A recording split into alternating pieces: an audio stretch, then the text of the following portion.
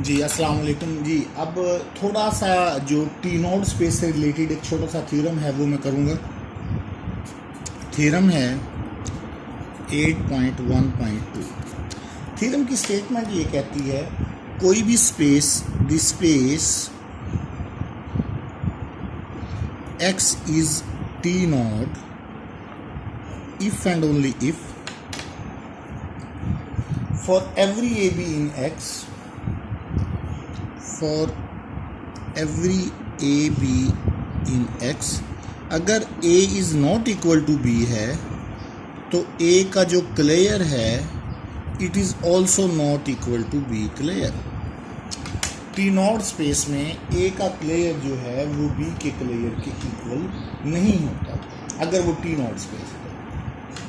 तो if and only के साथ पहले हमने ये वाली इम्प्लीकेशन देनी है और फिर आपने ये वाली चीज़ प्रूव करनी है।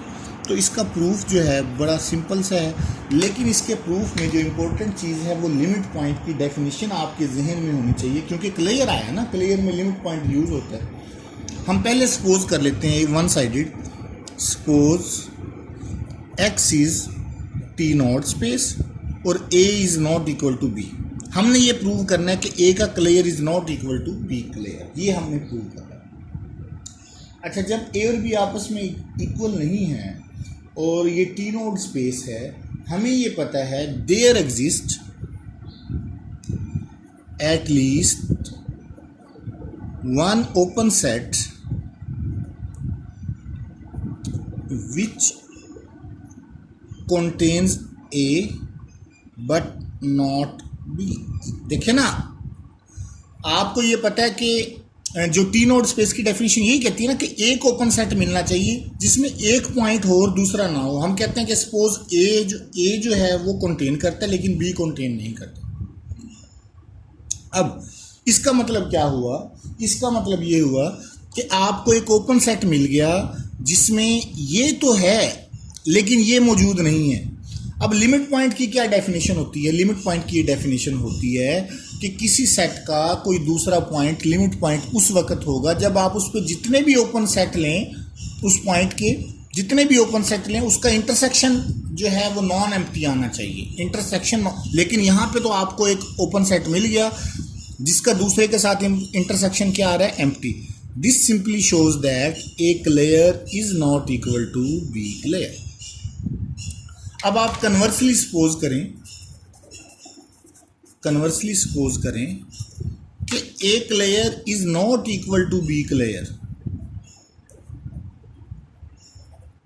ए का क्लेयर जो है वो बी के क्लेयर के इक्वल नहीं है। हमने ये शो करना है कि X is T naught space.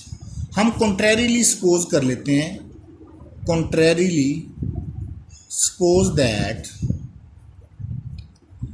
X is not T naught space. X जो है वो टी नोड स्पेस नहीं है, हम ये सपोज कर लेते हैं। अगर एक्स टी नोड स्पेस नहीं है, इसके अब देखिए ना डेफिनेशन, अगर एक्स टी नोड स्पेस होती इसका मतलब ये होता कि कोई ना कोई ओपन सेट मिल जाता जो एक को कंटेन करता लेकिन दूसरे को कंटेन नहीं करता।